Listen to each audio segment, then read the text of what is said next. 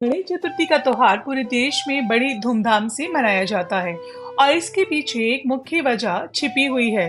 पौराणिक कथाओं के अनुसार गणेश चतुर्थी के दिन माता पार्वती के पुत्र गणेश जी का जन्म हुआ था। इसलिए भाद्रपद मास के शुक्ल पक्ष की चतुर्थी तिथि के दिन हर साल गणेश चतुर्थी मनाई जाती है।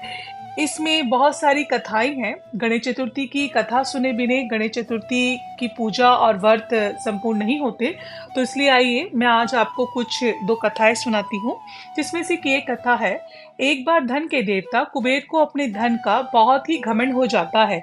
वह सोचते हैं कि मैं दुनिया में सबसे ज्यादा धनवान हूँ, मुझे अपने धन का प्रदर्शन करना चाहिए। ऐसा सोचकर उन्हें ख्याल आता है कि क्यों ना मैं देवताओं में एक एक जाकर सभी देवताओं को महल में बुलाऊं और भोजन का निमंत्रण दूं और सबको अपना धन वैभव दिखाऊं। ऐसा सोचकर उन्होंने सर्वप्रथम भोलेनाथ जी को अपने महल में भोजन करने का निमंत्रण दिया। कैलाश पर्वत पहुंचे, लेकिन महायोगी नाथ शंकर जी को उनकी मंशा समझ आ गई और उन्होंने बोला कुबेर जी को कि मैं आपका ये आमंत्रण स्वीकार कर लेता हूँ, लेकिन मैं अपने बेटे गणेश को आपके साथ भेज देता हूँ, मैं तो नहीं आ पाऊंगा। और गणेश जी को लेकर कुबेर जी अपने महल आ जाते हैं और मन ही मन खुश हो जाते हैं कि आज अपना धन वैभव दिखाऊंगा। महल पहुंचते ही कुबेर जी ने गणेश जी को अपना धन वैभव दिखाते हैं।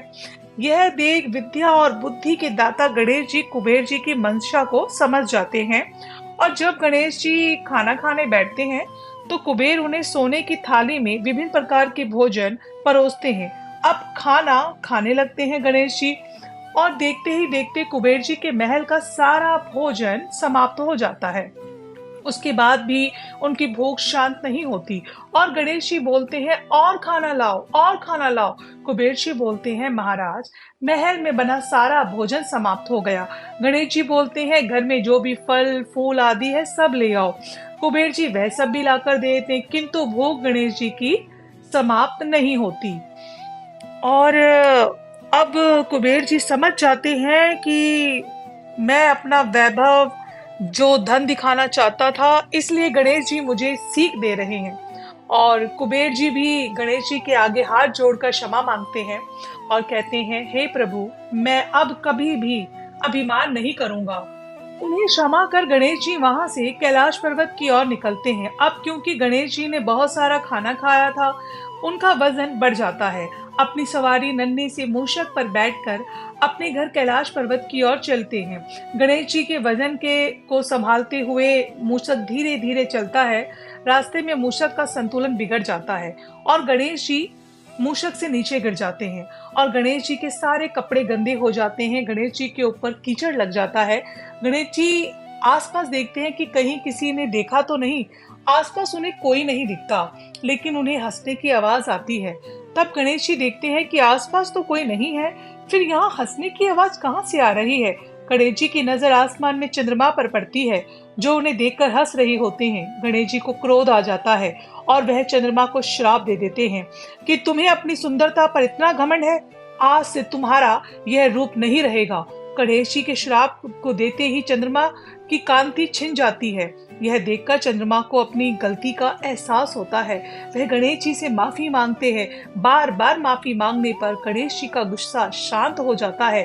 माफी मांगने पर गणेश जी उन्हें माफ कर देते हैं और कहते हैं, मैंने जो आपको श्राप दिया है पूर्ण रूप से समाप्त नहीं होगा, परंतु माह में एक दिन आपका पूर्ण रूप दिखाई नहीं देगा। उस दिन आप किसी को भी दिखाई नहीं देंगे। तब से चंद्रमा अमावस के दिन किसी को भी नहीं दिखाई देते। गणेश जी आगे कहते हैं, आपकी कलाएं बढ़ती जाएंगी और पूर्णिमा के दिन आप अपने पूर्ण स्वरूप में आ जाएंगे। फिर पूर्णिमा के बाद अमावस तक आपकी कलाएं घटती जाएंगी। साथ ही साथ गणेश जी उन्हें एक वरदान देते हैं कि हर चतुर्थी पर जब मेरी पूजा होगी, आपकी भी पूजा की जाएगी। आपको अग्र दिए बिना कोई भी अपना व्रत, चतुर्थी का व्रत पूर्ण नहीं माना जाएगा और ना ही कोई खोल पाएगा। साथ ही गणेश जी ने कहा कि आज गणेश चतुर्थी है और आपने मेरा अपमान किया है, इसलिए आज के दिन कोई आपको देख लेगा तो वह कलंक का भागी बनेगा। तब से लेकर आज तक हर गणेश घर में चतुर्थी के दिन चंद्रमा के दर्शन नहीं किए जाते। ऐसा माना जाता है कि यदि इस दिन कोई भी चंद्रमा के दर्शन कर ले तो उसे दोष लग जाता है। दोस्तों, उम्मीद करती हूँ आपको गणेश चतुर्थी की यह कहानी अच्छी लगी होगी। हमें कमेंट में लिखकर आप ज़रूर बताएं। अपने इस चैनल को सब्सक्राइब ज़रूर कर लें जाते जाते, और आपको आगे की कहानियाँ इसके आगे के भाग में मिलेगी, गणेश पार्ट 2 में। तो जल्द से जल्द आप चैनल को सब्सक्राइब करें और लाइक करें, कमेंट करें, शेयर करें।